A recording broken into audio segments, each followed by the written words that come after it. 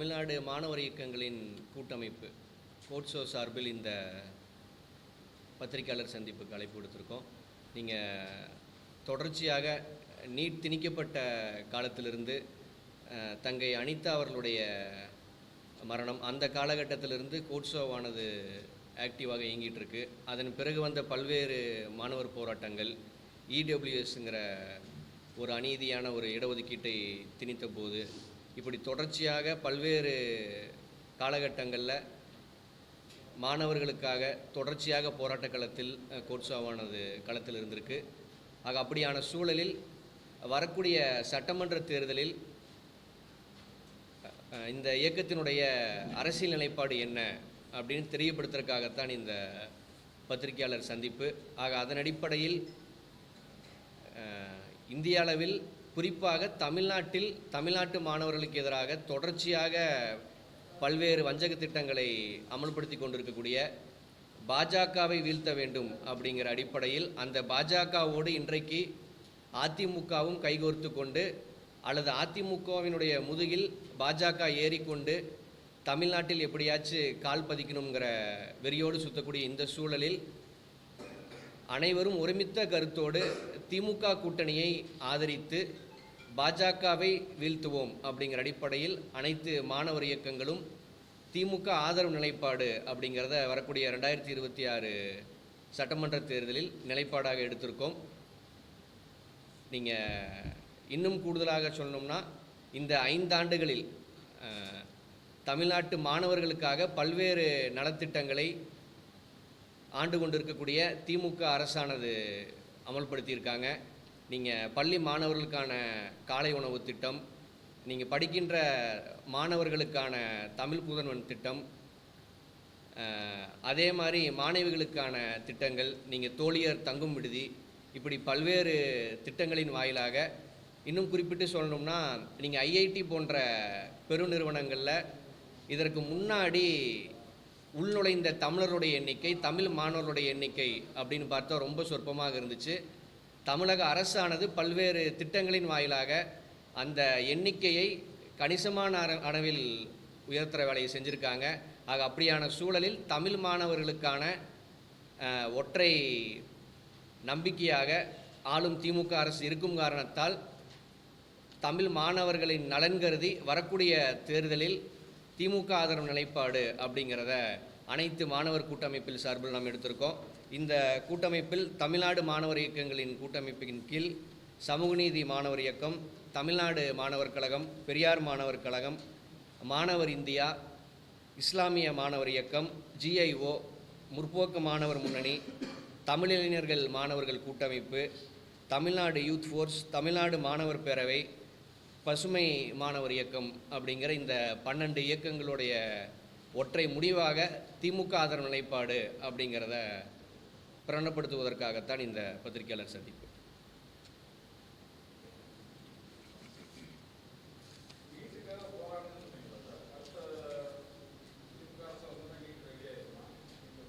இல்லை, திமுக அரசானது நீங்கள் நாடாளுமன்ற தேர்தலின் போது நாங்கள் வந்தால் நீட்டை தடுப்போன்னு அறிவித்தாங்க. இல்லை, அதுதான், அது திமுக எப்போது அறிவிச்சதுங்கிறது தான் விஷயம். நீங்கள் அது ஒரு விமர்சனமாக தொடர்ச்சியாக கேட்கப்படுது. திமுக சட்டமன்ற தேர்தலின் போது அந்த வாக்குறுதியை கொடுக்கல, நாங்கள் வந்தால் நீட்டை தடுத்துருவோன்ட்டு. நாடாளுமன்ற தேர்தலின் போது அந்த வாக்குறுதி கொடுத்தாங்க. ஒருவேளை நாடாளுமன்ற தேர்தலின் போது இப்போது ஆண்டு கொண்டிருக்கக்கூடிய பாஜக வராமல் இந்தியா கூட்டணி ஜெயிச்சிருக்கும் பட்சத்தில் நிச்சயம் நீட்டை திமுக தடுத்திருக்கும். ஆனால் கெடுவாய்ப்பாக மீண்டும் பாஜக வந்த காரணத்தால், அதுவும் மெஜாரிட்டியில் வந்த காரணத்தால் அதை சாத்தியப்படுத்த முடியலங்கிறது தான் கலை யதார்த்தம். இல்லை, நீட் களத்தில் இருக்குங்க. எப்போ பாஜகங்கிற மனிதகுல விரோத சக்தியை நாம் வீழ்த்துறோமோ அப்போது தான் இது எல்லாத்துக்குமான முடிவு அமையும்.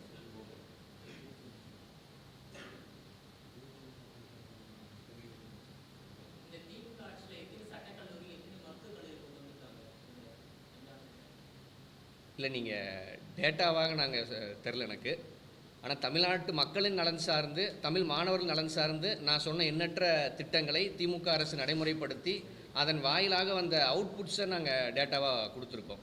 நீங்கள் குறிப்பாக பட்டியலின மாணவர்கள் அயலகத்துக்கு போய் அவங்களுடைய கோர்ஸை கன்டினியூ பண்ணுறதுக்கு அடுத்த கட்ட பிஜியை கன்டினியூ பண்ணுறதுக்கான எண்ணிக்கையானது வேறு எப்போதும் இல்லாத வகையில் இந்த 5 ஆண்டுகளில் உயர்ந்திருக்குங்கிறது தான் உண்மை.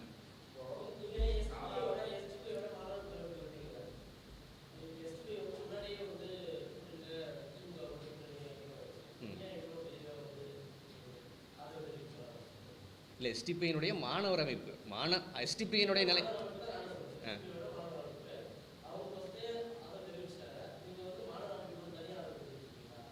இல்லைங்க. எஸ்டிபிஐக்குன்னு எல்லா இயக்கங்களுக்குன்னு ஒரு மாணவர் இயக்கம் இருக்குங்க. இப்போ நான் தந்தை பெரியார் திராவிடர் கழகத்தினுடைய மாணவர் இயக்கம். தந்தை பெரியார் திராவிடர் கழகம் தன்னுடைய தேர்தல் நிலைப்பாட்டை எப்போ அறிவிச்சிட்டாங்க. ஆக தலைமையை ஒன்று அறிவிப்பாங்க. மாணவர் இயக்கங்கள் அது தனியாக தான் தன்னுடைய செயல்பாடுகளை வச்சுருக்கோம். அதன் அடிப்படையில் இன்றைக்கு மாணவர் இயக்கம் தன்னுடைய நிலைப்பாட்டை அறிவிக்கிறாங்க, அவ்வளோதான்.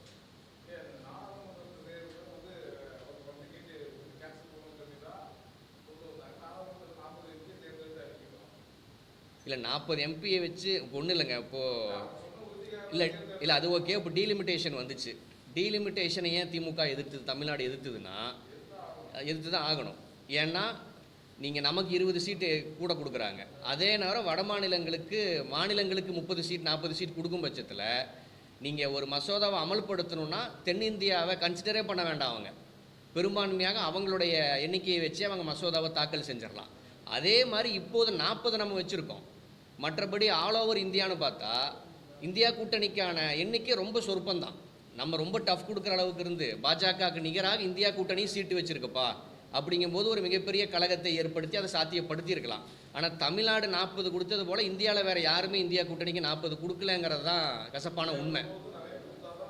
ஆமாம் தமிழ்நாடு அளவுக்கு எல்லோருமே பாஜக எதிர்ப்பு புள்ளிக்கு எல்லா மாநிலங்களும் நகரணும் கண்டிப்பாக. அப்போது ஒரு அழுத்தத்தை நாம் இல்லை, அது வரைக்கும் நமக்கு வேறு என்ன வழி? நீங்கள் இது ஒரு ஜனநாயக நாடு, நீங்கள் மெஜாரிட்டி வச்சு தான் எல்லாத்தையும் டிசைட் பண்ணுங்கிற சூழலில் நீங்கள் அசுரபலத்தோடு பாஜக இருக்கும் பட்சத்தில் நீங்கள் நம்ம 40 சீட்டை வச்சு இதை சாத்தியப்படுத்த முடியலங்கிறதான்.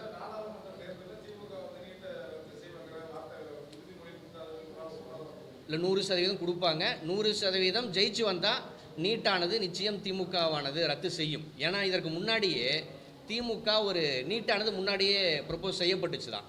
அப்போது தமிழ்நாட்டில் அதை அமல்படுத்தக்கூடாதுங்கிற ஒரு செக் பாயிண்ட்டோட தான் அதை ஆதரித்தாங்க. அது அன்றைக்கு அவங்களால் வாக்குறுதியை கடைபிடிக்கவும் பட்டுச்சு அந்த காங்கிரஸ் அரசால்.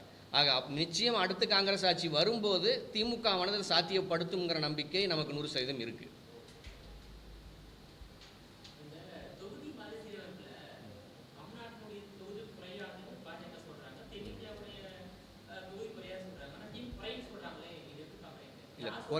இல்லை குறையாதுன்னாங்க. 39 இப்போ இருக்குது.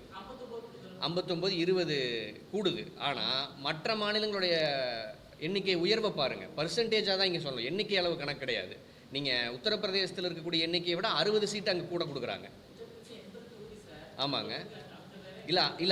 அது 80 தொகுதி அவங்க இருக்கிறதும் எதன் அடிப்படையில் நீங்கள் 60ஆக மாறுது? அவங்களுடைய மக்கள் தொகையை வச்சு தான். ஆக அவங்க அதிகமாக பெற்றுக்கிட்டதும் நம்ம அரசாங்கத்தினுடைய அறிவுறுத்தலின்படி வீட்டுக்கு 2 பேர், வீட்டுக்கு ஒருத்தங்கன்னு பெற்றுக்கிட்டது நம்ம தப்பா? அதுதாங்க. அது எதன் அடிப்படையில் உயர்த்தப்படுது? மக்கள் தொகை எண்ணிக்கை அடிப்படையில் தானே உயர்த்தப்படுது. நீங்கள் முன்னாடியே சொல்லியிருந்தீங்கன்னா ஒரு 50 வருஷத்துக்கு முன்னாடி, எப்பா வீட்டுக்கு 10 பேர்த்து பெற்றுக்கோங்க, நாங்கள் இந்த காலகட்டத்தில் உயர்த்த போகிறோன்னு சொல்லியிருந்தா நாங்கள் உத்தரப்பிரதேசத்தை விட அதிக பாப்புலேஷன் வச்சுருப்போம். அது நடக்கலையே. நாங்கள் அரசாங்கத்தினுடைய விதியை மதித்து, அறிவுறுத்தலை மதித்து, வீட்டுக்கு 4-5 பேர், முன்னாடியெல்லாம் உங்களுக்கு தெரியும், அண்ணனுடைய வீடுகளில் 3 பேர் 4 பேர் இருப்பாங்க, 5 பேர் இருப்பாங்க. அதுக்கப்புறம் போன ஜென்ரேஷனில் வீட்டுக்கு 2 பேர்னு வந்தாங்க. இப்போ வீட்டுக்கு 1ன்னு ஆகிட்டோம். இது நம்ம நடைமுறை சாத்தியத்தை புரிஞ்சுக்கிட்டு நீங்கள் அதிகபட்ச மக்கள் தொகை உயர்வுக்கு நாம் காரணமாகி விடக்கூடாதுங்கிற அடிப்படையில் நம்ம சென்ஸாக நடந்துக்கிட்டோம். நீங்கள் மற்றவங்க இப்பவும் நீங்கள் உத்தரப்பிரதேசத்தில் போய் பார்த்தீங்கன்னா வீட்டுக்கு 5-6 பேர் இருப்பாங்க, 7-8 பேர் இருப்பாங்க. ஆக அவங்க அதிகமாக பெற்றுக்கிட்டதுக்கு நாங்கள் கூடுதல் சீட்டை அவங்களுக்கு கொடுப்போம். நீங்கள் விதிப்படி நடந்துக்கிட்டீங்க, சட்டப்படி நடந்துக்கிட்டீங்க, அதனால் உங்களுக்கு இவ்வளோ தான் கொடுப்போங்க, நமக்கான தண்டனையாங்கிறதான் நம்ம கேட்குறோம். நீங்கள் எதன் அடிப்படையிலேங்கிறதான் கேள்வி.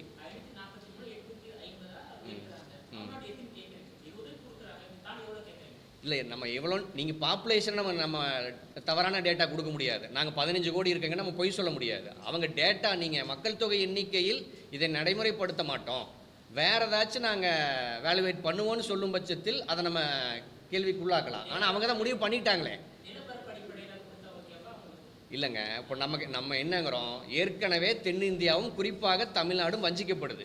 ஆக அப்படி இருக்கும்போது உங்களுடைய இந்த எல்லா செயல்பாடுகளுமே டிஃபால்ட்டாகவே நமக்கு எதிராக முடியுதுங்கிறது தான் இங்கே சிக்கல். இதனால் தமிழ்நாட்டுக்கு நன்மை உண்டாங்கிறது தான் ஒற்றை கேள்வி. நீங்கள் ஜிஎஸ்டி கொண்டு வந்தாங்க, நீங்கள் பணமதிப்பு இழப்பு நடவடிக்கை, இப்படி எண்ணற்ற மக்கள் விரோத திட்டங்களை கொண்டு வந்தாங்க. இதனால் தமிழ்நாட்டுக்கு ஏதாவது பயன் இருக்காங்கிறது தான் கேள்வி. நான் நஷ்டத்தை உண்டாக்குறதுக்கு நான் எதுக்கு அதை ஆதரிக்கணும்?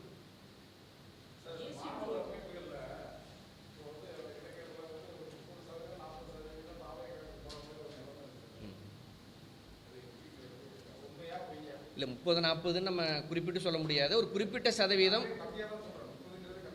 இல்லை அது 30. நீங்கள் வரக்கூடிய எலெக்ஷனில் நமக்கு டேட்டா தெரிஞ்சிருங்க. எனக்கு தெரிஞ்சு ஒரு 13-14% விஜய் மொத்தமாக வாங்குவாருங்க. அதில் எல்லா ஏஜ் குரூப்பும் இருப்பாங்க. வெறும் மாணவர்கள் மட்டும் இல்லை, 40 வயதுடையவங்க விஜய் ஓட்டு போட்டிருப்பாங்க, 50 வயதுடையவங்க, 60 வயதுடையவங்க. ஆமாம், அவ்வளோதான் வருங்க. நீங்கள் ஏன்னா காலகாலமாக எனக்கு திமுக வேண்டாம், அதிமுக வேண்டாம், எனக்கு 3வது அணி வேணும்னு தேடக்கூடிய க்ரௌடு என்றைக்குமே இருப்பாங்க. அதில் இளைஞர்கள் ஒரு பர்சன்டேஜ் என்றைக்குமே இருக்காங்க. நீங்கள் சீமான் பின்னாடி போன கூட்டமாகட்டும், விஜயகாந்த் வந்தபோது போன கூட்டமாகட்டும், அதில் இளைஞர்கள் ஒரு கணிசமான எண்ணிக்கை காலகாலமாக இருக்காங்க. ஏன்னா புதுசாக வர்றவங்களுக்கு எனக்கு ஃப்ரெஷ்ஷாக வேணும், பழசு எனக்கு வேண்டாங்கிற ஒரு மனப்பான்மை இருக்குது. அதன் அடிப்படையில் விஜய் பின்னாடி போகிறாங்க. எலெக்ஷனுக்கு பிறகு இவ்வளவு தானா அப்படின்னு ஆயிரும். அதுக்கப்புறம் அவங்களே தன்னுடைய முடிவை மறுஆய்வு செய்வாங்கன்னு நாங்கள் நம்புகிறோம்.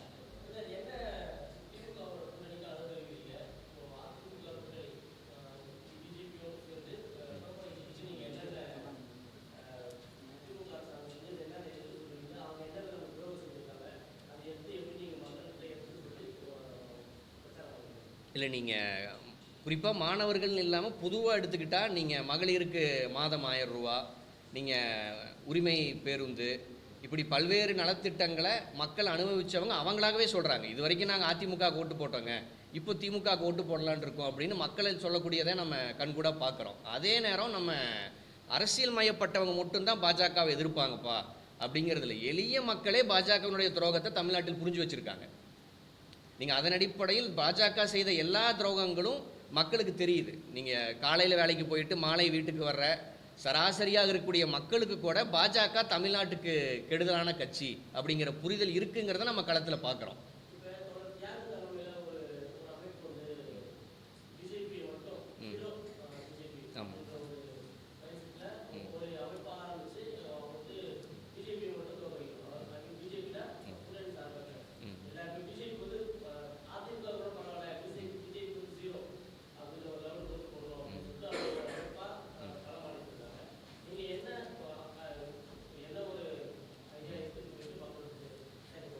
இல்லை, எங்களுடைய நோக்கம் அதுதான். பாஜக ஒரு இடம் கூட ஜெயிக்கக்கூடாது. அதை தாண்டி 234 அதிமுக ஒரு 40-50 இடம் ஜெயிக்கும். நாங்கள் அதிமுகவையும் 0 ஆக்குவோங்கிறது நம்முடைய நோக்கம் கிடையாது. திமுக ஜெயிக்கணும், பாஜக ஒரு இடம் கூட ஜெயிக்கக்கூடாது. அதிமுக 40-50 இடம் ஜெயிச்சுட்டா ஜெயிச்சுட்டு போகட்டும், அதில் எங்களுக்கு சிக்கல் கிடையாது. அதிமுக ஆட்சிக்கு வரக்கூடாதுங்கிறதா. 40-50 இடம் ஜெயிக்கிறத தாண்டி அதிமுகவையும் நான் 0 ஆக்குவேங்கிற அந்த ஒரு நோக்கம் நமக்கு கிடையாது. அதிமுக தோக்கணும், அது நிச்சயம் நடக்கும். நம்ம இன்னும் கூடுதலாக சொல்ல போனால் இந்த தேர்தலில் அதிமுகவையும் சேர்த்து காப்பாற்றணுங்கிறக்கே அதிமுகவை தோற்கடிக்கணுங்கிற தேவை இருக்குது. நீங்கள் அதிமுக ஜெயிக்குது, மறுபடியும் அதிமுகவை ஒரு நிழலாட்சியாக பாஜக கையில் கொண்டு வந்து அதிமுகவை காலி பண்ணிட்டு அந்த இடத்தில் பாஜக உட்காரும். அப்படி நடப்பதை தடுப்பதற்கு, அதிமுகவை காப்பதற்கும் சேர்த்து நாங்கள் இந்த தேர்தலில் அதிமுகவை தோற்கடிக்க போகிறோங்கிறத நாங்கள் சொல்லிக்க விரும்புகிறோம்.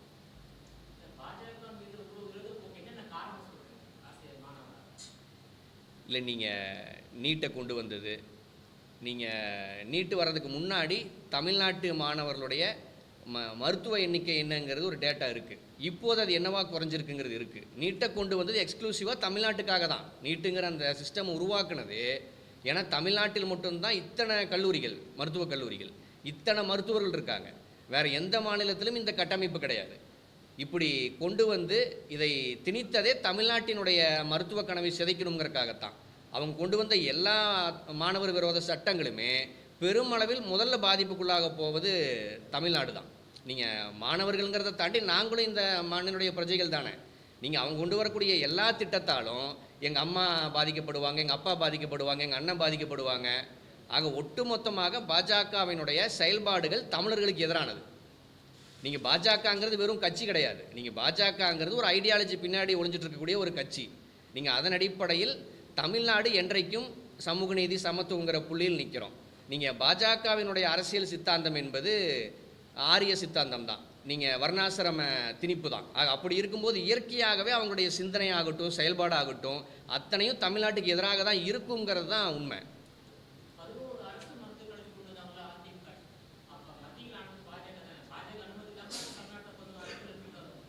இல்லைங்க, எந்த 11 மருத்துவக் கல்லூரிகளும் கடந்த 5 ஆண்டுகள் முடிந்து கொண்டு வரப்பட்டுச்சு. அதாவது அதிமுகனுடைய கடைசி 5 ஆண்டுகள் இல்லையா, 2000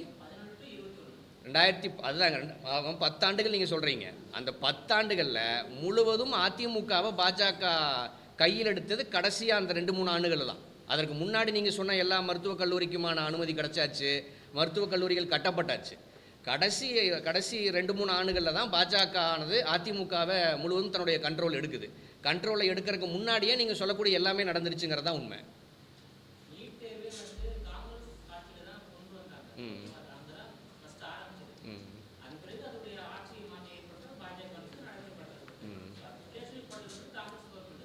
இல்லை, நீங்கள் பொதுவாகவே இந்திய கட்டமைப்பானது அதனுடைய பியூரோக்ரஸி இப்படி தான் இருக்கும். ஆனால் இங்கே தமிழ்நாட்டில் திமுகங்கிற ஒரு வலிமையான கட்சி இருந்த காரணத்தால் அன்றைக்கு நீட் கொண்டு வரப்பட்டாலும் நீட்டானது தமிழ்நாட்டில் நடைமுறைப்படுத்தப்படாதுங்கிற உத்தரவாதத்தை காங்கிரஸ் ஆனது திமுகவுக்கு கொடுத்துச்சு. அதன் அடிப்படையில் தான் அந்த பில்லானது அன்றைக்கு நகர்த்தப்பட்டுச்சு. பின்னாடி வந்த பாஜக அந்த எக்ஸெப்ஷனை எல்லாம் தூக்கி போட்டுட்டு நான் எல்லாத்தையும் சேர்த்து கபலீகரம் பண்ணுவேங்கிற புள்ளிக்கு பாஜக தான் நகர்த்துச்சு அப்படிங்கிறது தான் உண்மை. இல்லை, அப்படி தான் இருக்குங்க. நீங்கள் இல்லை ஒன்றும் இல்லை, நீங்கள் இல்லை போடல, அப்படி போடல. அது தவறான டேட்டாங்கிறத தொடர்ச்சியாக திமுக சொல்கிறாங்க. தாங்கள் எங்கேயும் நீட்டுக்கு ஆதரவாக கையெழுத்து போடலைங்கிறத திமுக பல இடத்துல தெளிவுபடுத்திட்டாங்க. ஆமாம், திமுக போடலையே, போடல. இல்லை, திமுக கையெழுத்து போடலையே. இல்லை, திமுக தாங்க முதல் ஆளாக களத்தில் அதை எதிர்த்தாங்க. தமிழ்நாட்டை தவிர ஒன்றும் இல்லைங்க, தமிழ்நாட்டை தவிர குடியுரிமை சட்ட மசோதாவுக்கு எங்கே போராட்டக்களம் அமைஞ்சுது? தமிழ்நாடு முழுவதும் போராட்டக்களமாக இருந்துச்சு.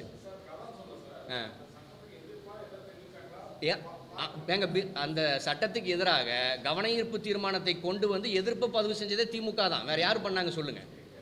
குடியுரிமை சட்டத்துக்கு எதிராக முதல் கவன ஈர்ப்பு தீர்மானத்தை கொண்டு வந்ததே திமுக தான். நீங்கள் என்னன்னா திமுகவுக்கு இதை செய்யலப்பா, திமுக தான் அங்கே கையெழுத்து போட்டுச்சு அப்படின்னு இந்த மாதிரி செய்திகளை பரப்பி விடக்கூடியது பாஜக. இல்லை எதிர்ப்பு தெரிவித்தாங்க. நல்லா பாருங்கள், எதிர்ப்பு தெரிவித்தாங்க. ஓகேங்களா?